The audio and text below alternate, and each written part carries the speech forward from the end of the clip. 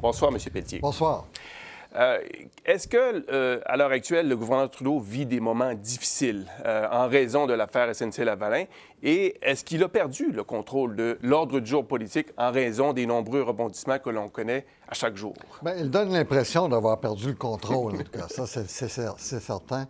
Mais je ne crois pas qu'il l'ait perdu en réalité. Il traverse une crise qui est sans précédent pour son gouvernement dans un premier temps.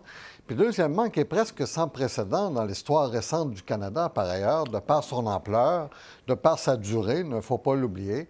M.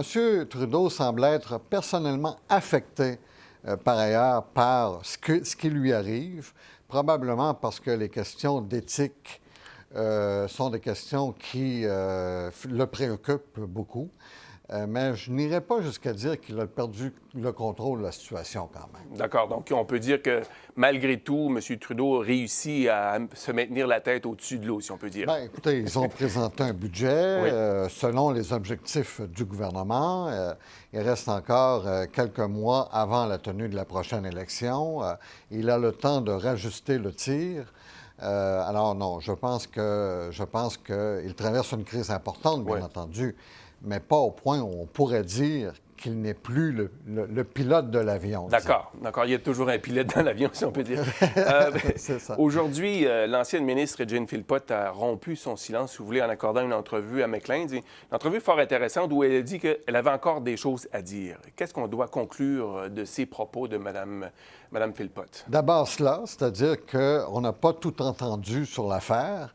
Il reste encore beaucoup de choses à apprendre sur ce dossier-là, mais surtout, elle a porté des accusations assez graves par rapport au gouvernement. D'accord. Elle a dit que le premier ministre et l'entourage du premier ministre avaient cherché à étouffer l'affaire. Alors, c'est une accusation qui est assez sérieuse. Et puis, d'autre part, elle a parlé d'intimidation et de harcèlement dans le dossier. Alors, donc, je peux vous dire que c'est une entrevue qui marque. C'est une entrevue extrêmement importante. Elle-même ne peut pas donner de détails, évidemment, par rapport à ce qu'elle a vécu ou de la façon dont elle a vécu les choses, puisqu'elle est liée par la confidentialité. Le secret professionnel. Le secret professionnel et le secret ministériel, bien entendu. Mais c'est une entrevue qui cogne. C'est une entrevue qui frappe le gouvernement de plein fouet. Évidemment, ça donne de nouvelles munitions au parti de l'opposition. Est-ce que ça veut dire qu'on devrait entendre toute l'histoire, à nouveau le témoignage, par exemple, de Mme Jody Wilson-Raybould, comme le réclame le Parti conservateur? Là-dessus, je vais vous dire, moi, mon opinion, c'est qu'on devrait tourner la page. J'ai l'impression qu'on a quand même entendu l'essentiel et qu'on est capable de se faire une idée par rapport, chacun individuellement d'ailleurs a son idée. Oui. Ça, il n'y a pas de doute là-dessus, mais on est capable de se faire une idée sur finalement à peu près ce qui a pu se passer. Le reste, c'est une question de perception, c'est une question de réaction humaine par rapport à un certain nombre d'événements qu'on subit. Mais cela étant dit, je pense qu'il n'y a pas lieu d'entendre encore des témoignages sur ce dossier-là. Il y a, je crois, une dizaine de témoins qui ont été entendus par le Comité permanent de la justice, avec des témoignages qui étaient relativement exhaustifs, chacun. Alors, je pense que, en ce qui me concerne, je pense que c'est suffisant. Est-ce que M. Trudeau devrait expulser Jody Wilson-Raybould et Mme Jane Philpott du caucus? Parce qu'il semble y avoir un peu de friction à l'heure actuelle entre les députés libéraux, membres du caucus libéral, et Mme Philpott à la lumière de l'entrevue qu'elle a accordée à Maclean's ce matin.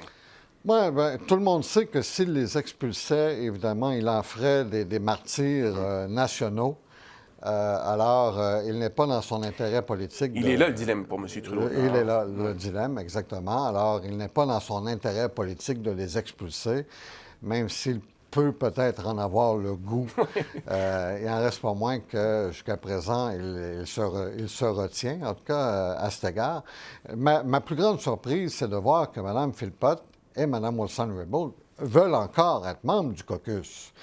Mme Philpott, notamment, dit à la revue Maclean's c'est fantastique tout ce que fait notre gouvernement dans le dossier des changements climatiques, dans le dossier autochtone, dans le dossier également pour avoir une société plus juste et plus équitable.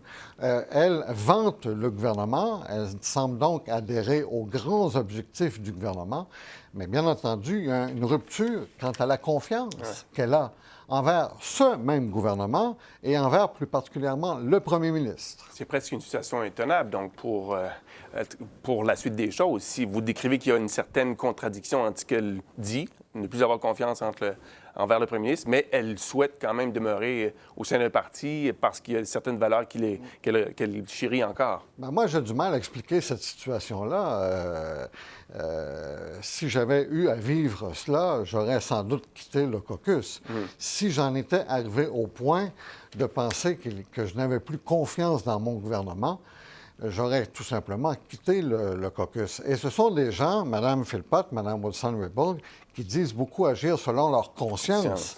Moi, je les crois lorsqu'elles disent cela, mais justement, leur conscience devrait leur commander, je pense, de quitter le caucus libéral. D'elle-même, donc. D'elle-même, exactement. Rapidement, il nous reste moins de 30 secondes. Est-ce que M. Trudeau pourrait régler cette crise peut-être en déclenchant des élections hâtives dès ce printemps? Bien, moi, j'ai du mal à identifier une faute lourde de la part du gouvernement dans ce dossier. J'ai regardé la situation de tous les côtés. Donc, je ne crois pas que le gouvernement, devrait démissionner. Et je ne crois pas, deuxièmement, qu'il devrait provoquer des élections hâtives. S'il y avait une faute lourde, ma conclusion aurait été différente, bien entendu. M. Pelletier, merci d'avoir été des nôtres. Merci.